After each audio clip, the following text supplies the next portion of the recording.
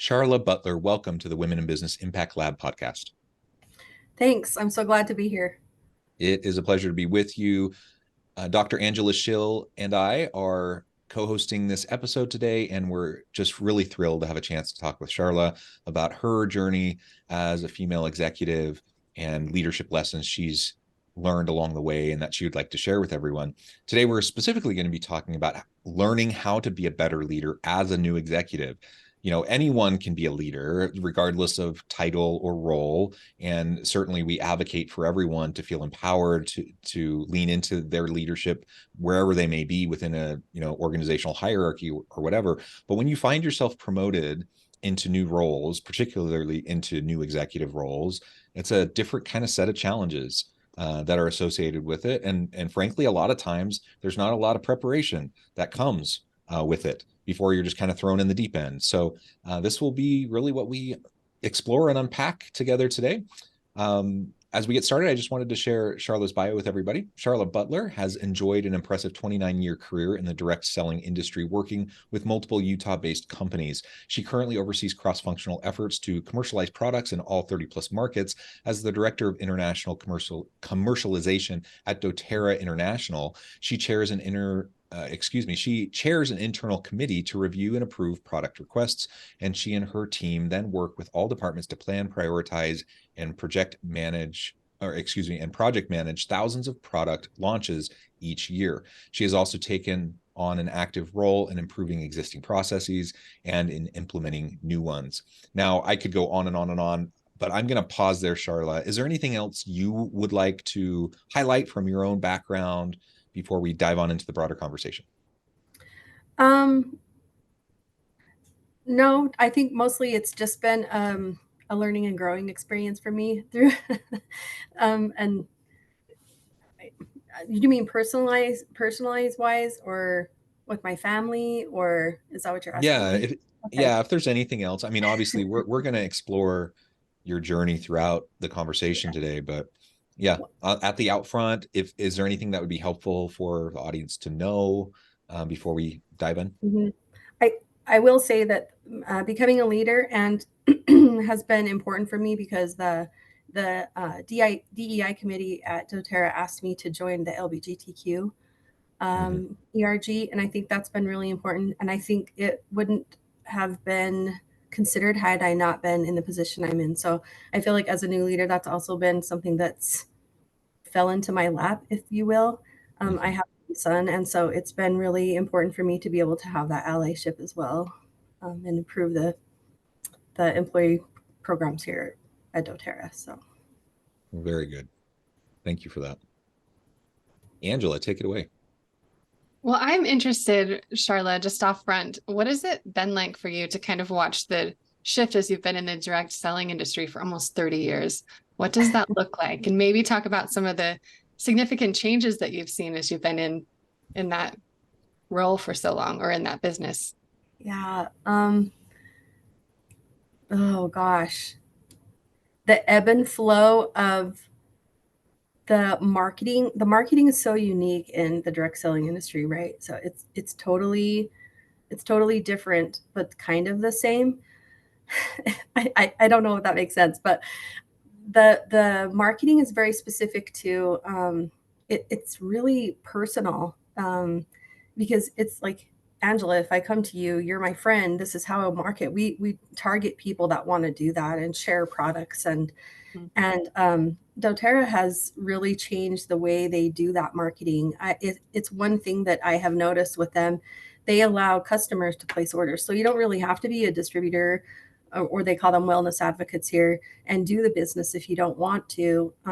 It's really why they've been able to keep their customer base as strong as they have been, Mm-hmm. and consistent. So that's one thing I've noticed, is that there's companies now looking at different ways of doing their compensation plans and the marketing. And I think a lot of people are more willing to purchase doTERRA products and be a customer because they aren't being pressured to have their own business and do all the things that are required in the multi-level marketing or direct selling industry. So that's one thing I've noticed that's been a big thing, because the company I worked for before did not do that, and I think they missed the boat a little bit. But Mm.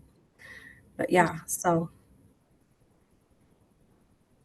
So now that you've kind of slid into the role, just transitioning into being a new executive, what are some of the challenges that you faced as you've walked Yeah. into that path? Yeah. The biggest one for me is I'm like an achiever, people pleaser, get things done kind of person, right? And I've gone to my VP and I said, I don't know how to make this transition. Like, what am I supposed to be doing? And she gave me the best advice. And she said, you are the person now that is developing these people into the department that you need them to be. You're no longer the one doing all the tasks to make sure everything gets done. You're developing their careers, you're helping them grow, and that's who you have to become now. And it felt like, you know, a ton of bricks on my shoulders. It feels like a lot of responsibility. It's not just give me a task and let me do something. And so that achiever in me is now like, I have to learn everything I need to learn to be able to like help these people and teach them and become a leader that inspires others to want to be better in their career, I guess. So that's been the biggest that's been the biggest challenge for me and the biggest leap because I didn't know what to do. So, yeah. I'm wondering just with that transition, because I'm really pleased that that was the advice that you received, and that's kind of the framing that you took on as you moved into this role. That's certainly not how everyone approaches it. No, no. um, and so you find a lot of leaders, and right now I'm going to use the term leader in a variety of ways. Right now I'm talking about like hierarchical leader, like you're in a particular role position within the organization. A lot of people who are in those types of leadership roles um, don't take that kind of a philosophy at all. They don't have that kind of philosophy at all, or try to lift and build the people around them. That's not their focus. And in fact, a lot of times there's this narcissism and there's this just this ego that drives a lot of leaders, not universally, of course, but it's pretty easy to start to get kind of a big head and think, hey, I'm pretty special. Look at me. I just got promoted and I figured it all out. So now everyone should try to do it just like me. And instead of trying to meet people where they're at and trying to lift people and empower them to maximize their potential, you end up, even with good intentions, if that's your framing and that's how you're approaching people, that I'm the one you should be following and do what I do, it's just not going to resonate with people. You're not going to get the same kind of buy-in. You're not going to build the same types of relationships. It's simply just not going to have the same kind of effect. And yet, it's been my experience that that's more often than not what we see from a lot of higher level leaders. So maybe I don't know if you can just talk a little bit more to maybe it's the culture there at your company that's Yeah. part of what's going on here. Maybe it just happens to be who you reached out to, but how did you embrace that kind of a philosophy from the beginning? Because I think that's really important. I would love for everyone who finds themselves in roles of responsibility over other people to take on that kind of a mindset. Mhm. Yeah. It started out with, so I got put in the position, I was under a different VP, and they made the decision to move me uh, to a completely different department. And so I had no context to what I was doing. So I just went to them. And then you actually approached us at the same time. And I took an emotional intelligence class. Hmm. That really helped. But I mean, that started the journey of learning. And doTERRA is really good about training all of their employees. They have Arbinger Institute here where they talk about they want you to read Anatomy of Peace and the other book that's with them. I'm trying to remember the name of it right now, but it's escaping me. Um, and then also they have crucial conversations and they have certificate of completion classes for all of those things. And they really focus on, we have to work as a team. We have to have a good culture. They have an employee handbook that they just came out with that talks about being curious and empowering others and focusing on leaders and being customer obsessed and the mission of the company. And so all the employees should be able to name all of those things to you at that point, because we should be having those conversations daily with all the employees about those values that the company has. And they're very big on we want to empower people from within the company. We want to promote people within the company. So they ask us always to, when hiring, to consider those that already work here that want to be promoted, that can fit into your team, that have those skills or want to learn the skills. So we often do that. And then, okay, can I just yeah, comment on that for a minute? So yeah, I'm an HR professor. So with my HR hat on for a moment, as you're okay. saying that, I'm thinking not only from a leadership standpoint, does that make a lot of sense philosophically, empower people, meet people where they're at, et cetera. From an HR standpoint and like a practical, like business case perspective, in the current labor market, the Mhm. current dynamic that we have with labor shortages and skills gaps, we need organizations to have much more flexible career pathways than what we traditionally saw in previous generations. And so the fact that doTERRA is leaning into that and saying, hey, we're going to encourage you to look at existing people. They may not have any experience doing the exact thing that you want them to do. The default is, right? Usually you say, I want 3 to 5 years experience and a college degree in this specific thing. It's getting harder and harder to find people who fit those kind of requirements, and it's unnecessarily restrictive because most of the time you don't need that. Actually, what you really need is people who just are willing to learn, they're willing to grow in the position, and with some baseline skills and competencies, right? So Yeah. this is something I'm preaching all the time when I go out to organizations. Like, you're shooting yourself in the foot if you're artificially limiting your potential applicant pool because you have like all this laundry list of all these requirements that you say people need to have in order to even apply. And a lot of times you have great people in your organization who want opportunities to grow, and when they don't have it, they just leave. So they'll stick around your company for a couple of years and they're like, oh, there's no chance for me here. I'm not going to be able to move up to the next level. And so they go somewhere else. So you're losing people instead of like utilizing them in a way that's going to be helpful. It's better for them. It's better for the business, right? Yeah, totally. I totally agree. And honestly, my whole team, I have a team of 18 people right now, and all but 5 or 6 of them have come from the call center, Hmm. and they're fabulous employees, and they know what they're doing, they know the company, they know the products, and it makes a big difference when you have that knowledge. And a lot of them speak other languages as well, which is super important for, proofing a label in Korean or Hebrew or And I all can just say from experience, I back in the day, this is another lifetime ago, but back in the day, I worked at 3 different call centers at various stages, when I was an undergrad. And Mhm. I'll tell you, I did not have there was no perception that there was any opportunity for call center people to move up in any Yeah. way. We were completely disposable people, and they Yeah, they treated us that way. yeah. I'm pretty sure we try not to do that here. We they That's have a great. really good It they sounds like it. recognize yeah, they recognize that they have a good employee base here. And honestly, there's so many employees that speak so many languages that work because they need them in the call centers to take calls Mm-hmm. from, and they have the skill sets, and so they encourage us to do that. So I am thankful that they allow that because Yeah. it's a great opportunity. I mean, I worked in the call center from the very beginning and then moved up from there. I had the same roots, so I know where they're coming from. So I want to be able to support that as well. Yeah, And very cool. in that vein, Charlotte, I'm just curious how, as you've stepped into your role, how have you built relationships where you're building trust within that team that you're working in? And kind of, do you have any strategies that have worked for you and helped you to do that?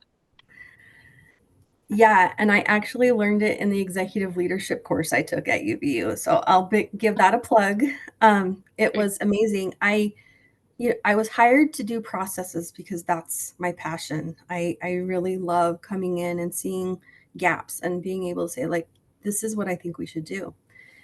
And so when I did this leadership course, I was midstream of having to revamp the department and who was doing what and where and how we were doing things. And honestly, with project management and how many departments we have to work with, we were having to change processes with lots of departments. And so learning how to present change management to the team was kind of life-changing. Like, I'm sitting in this class one day, and Donna and Kelly are walking us through, this is how you should tell your team, and this is how you should talk them through change. And my mind was just like, wow, I can't believe I didn't know this. And it was simple. It was simple what they were telling me, but it just hadn't dawned on me as a new leader. And so it was just explain to them and walk them through and why the company needs this, why our department needs it, what it means to us. It was amazing, really. And within 2 days, I wrote a PowerPoint and presented it to the team. And it was what they've been asking for all along, which was, can we just be included? Can you tell us what's going on? Mm-hmm. We make a lot of changes. It's so hard for us. And I'm always great with change. It's like what I love, and they hate it. Everyone hates change. I think I'm an anomaly when I say that I like changes. I just feel like I'm learning and growing when I'm changing. And I often tell them that all the time. If you're not learning, you're not growing, and that includes change. And so I think they're adopting things a little bit more. The team seems to be more resilient when it comes to those things because they have seen the changes that we have made, how they've improved their workloads. We've been able to consider when someone leaves, we say, okay, do we really need to replace this person? Or with the changes we've made, can we, absorb what they were doing and better improve processes and things like that? So those are the kinds of things that I hope that I've been told that they're excited about and that they acknowledge are good things. And so I hope that's what you're asking for, but that's Yes. one thing that has made a big impact on me. It really did make a big impact on me. So Well, it sounds like that culture of inclusion is right there in the beginning as you're walking through the changes with them at the forefront, understanding and being a part of the change instead of just being handed a list of directives with no input or understanding. yeah, So, which I had done. I won't say that I hadn't made the mistake. I had done that before where I just walked in and said, okay, everybody, this is a great idea because it's my idea and I just want you to do it. And, I'm thankful that I have employees that are comfortable enough coming and talking to me because one of the girls came and said, why did you make this decision without talking to anyone? Like, you don't have to do this job and we have to do it. And it really impacts us. And you just think that it's easy and it's not. And I was like, wow, I'm sorry I didn't think this way, and so that's where the emotional intelligence have to come in. You yeah. have to have some tough skin, right? When they come and tell you, like, I don't like this or I don't feel comfortable with this. And then you just have to be able to have those conversations. And I've stopped not being honest with people. And I try to just be really forthright with them and have very candid conversations because I will never ask them to do something that I won't do myself or don't know how to do. So I try to make it an effort to learn everything that they know. And if that means sitting down at their desk and routing a label for them one time, like, I've done that. So I just don't want them to ever think that a leader comes in and doesn't know how to do anything and then tells you what to do. So that's always been my philosophy, is that I wouldn't ask them to do anything that I wouldn't do myself. So, yeah. Incredible. Yeah, I love that philosophy. I appreciate it. I appreciate when I'm working with people who I know are willing to roll up their sleeves and work alongside me, especially when they're asking me to do something uncomfortable or new or hard. Yeah. And I appreciate the self-realization, that you went through as you were learning, how to go about fostering trust and buy-in to the changes that you're trying to drive within your team.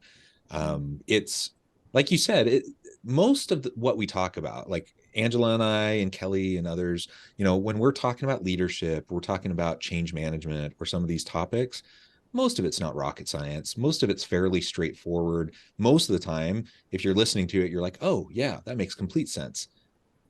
It's not rocket science, but it's really hard. And it's really hard because we get so caught up in our day to day and just the grind and just churning out work, right? And all the things we have to do every day that we forget to do just the basic, simple little things consistently over time. If we just do those basic little things, it usually takes care of like 80, 90% of it, right? Yeah. And then there are the other things that happen that you have to deal with. But I think so often leaders forget that, or they don't understand in the first place. And so I appreciate you explaining, how you came to that realization and how you've made changes to how you implement change within your team. It's just really, that's a really important lesson, I think, for everyone to recognize and to apply into their own style. Yeah. And also, I've had really bad bosses throughout my life, and they're very vivid to me. And I look back and think, I don't want to be that way. I don't want to be the person that is remembered by someone as being who's horrible and uncompassionate. I had one woman tell me one time that I was going in labor on purpose to not have to come to work. And I was like, you've got to be kidding me. So I was like, this is a lesson for me in my life that if I ever become a leader like this, I will never be, someone who's not compassionate and cares about people. Like, they're people. It's just a job. And I tell people all the time, you shouldn't be crying at work. There's nothing at work that's ever worth crying about. We just need to figure out and make things better. And so there's been a lot of times, on the other hand, I've had other bosses where I will do anything for them because I know they have my back. And I don't want to make them look bad. And that's my goal with my team. Um, I want to be the leader that they know I have their back and I have their best interest, and I want them to do their best to make our department look good and make it so that I look good, and so does the boss above me, so that we are respected in the company for what we do. So Yeah, well, and that's the thing, is like the best surefire way for you to look amazing as a leader is to treat your people well, to empower them, and to help them to be successful. And that will inevitably make you look better. You're going to have better outcomes. And so, I sometimes when we talk about servant leadership, which is largely the philosophy we've been discussing, people feel like, oh, that's touchy feely, or, oh, but you're going to sacrifice productivity, or you're going to sacrifice the outcomes, or you're going to look weak as a leader or whatever. I'm like, no, usually you look powerful, strong as an influencer. You're someone who actually can get stuff done, because you can never get it all done yourself. You have to get stuff done with people around you. right. Well, one thing I learned, it was odd that I listened to this another podcast about leaders just the other day, and they were saying you can't make your employees happy. Like, that's a decision your employees have to make on their own. You have to be there to support them and help them in their career. And I was like, this makes a lot of sense. It can't be about making your employees happy. That's a decision they make every day with how they're going to be. And whatever you do is never going to make them happy. They have to make that decision. And I was like, okay, I need to rethink how I am interacting with the employees day to day. Am I worried about their happiness, or am I worried about their workloads?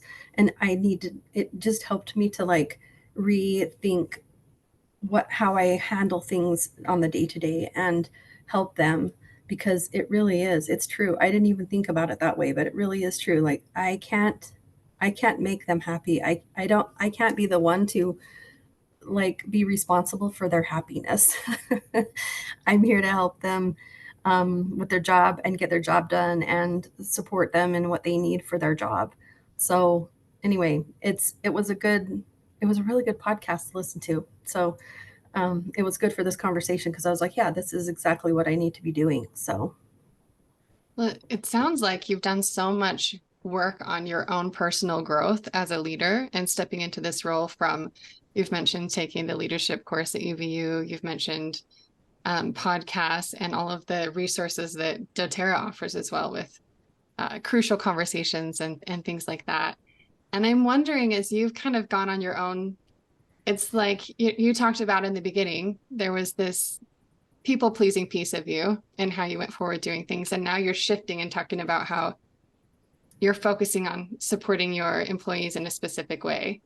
And I'm wondering what that road of discovery has been like for you as you've kind of grown into your own self-acceptance and embarking on your career, and what that looks like, finding out who you are and what your purpose is. Well, thank you for asking, because it's been a long road. I was thinking about this the other day when I gave you the topics to talk about today, and I was thinking back when I was 17. I worked at a fast food place like everyone else does when they're a teenager, right? And it was a local hamburger joint. And when I was 17, the owners of that place were relying on me to do all the scheduling and all the purchasing. And I, at 17, did not realize they were relying on me to be a leader. And it's taken me a long time to step into that, because I don't think I ever felt like I was good enough to be a leader. Like, I'm great. I'm a great employee and I get stuff done. And everyone would tell me you get stuff done. But there were times I take the reins on a lot of things and make things happen. But it was never, you're a leader and you should do this. And until the boss that I had, that, I mean, he's a friend and I've known him for 20 plus years. And he was the one that said, you're already doing the job. You just need to be paid to do it now. Mm. And it just dawned on me, okay, but the imposter syndrome, right? Everybody has it. And it's hard. And you think, okay, I can't do this. Like, it's too much. There's too many people relying on me to do that. Then you have someone like my VP now, who is a woman and she's awesome and says, no, you can do this. You're great. Like, and so I've stepped into that, and I'm now, I've utilized all the tools that I have, the classes that we've talked about.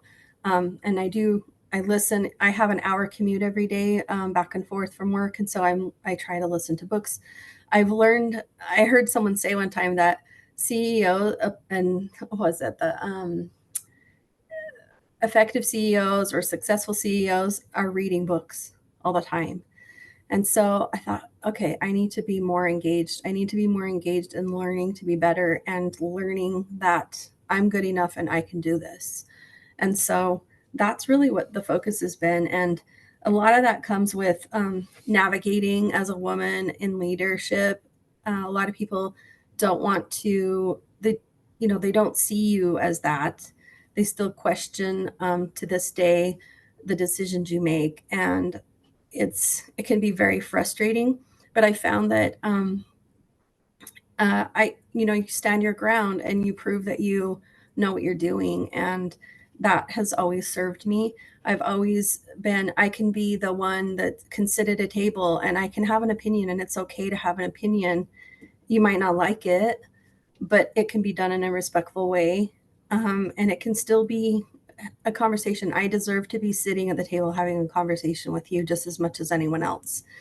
Even when I wasn't a leader, I felt that way because I had something to give, because people were asking me to do things. And if that was the case, then I needed to be part of that conversation.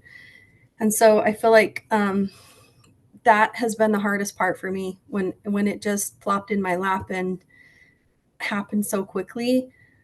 Um, a lot of it was the imposter syndrome, and working on myself so that I could get to a point where I can support these employees and help them understand the importance of their job, and serving all the countries that we serve, and also the philanthropic stuff that doTERRA does here is so important, and it's a lot in due to getting the products in the market and getting supporting the farmers that we do. And so it's literally been, what, gosh, I think it's been 2 years, which blows my mind. I can't believe it's been that long. It still feels like I'm only been a director for like 2 months, but but I've enjoyed it, and I look forward to what is coming with doTERRA and the things that they're doing, um, and I want to be there for it. So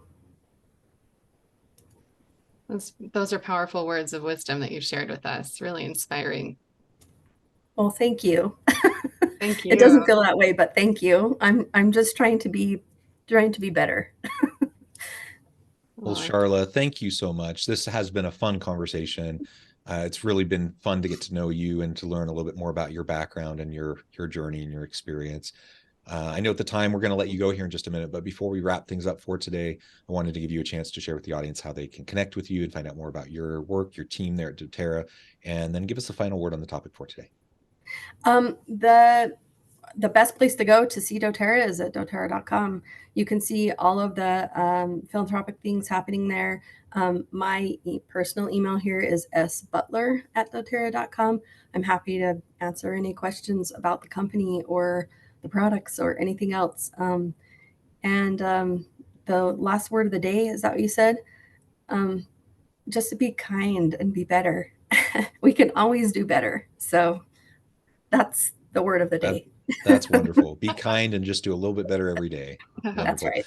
Thank you, Sharla. It's been a pleasure. I encourage the audience to reach out, get connected, find out more about what Sharla can do for you. Check out doTERRA. And as always, we hope everyone can stay healthy and safe, that you can find meaning and purpose at work each and every day. And we hope you all have a great week.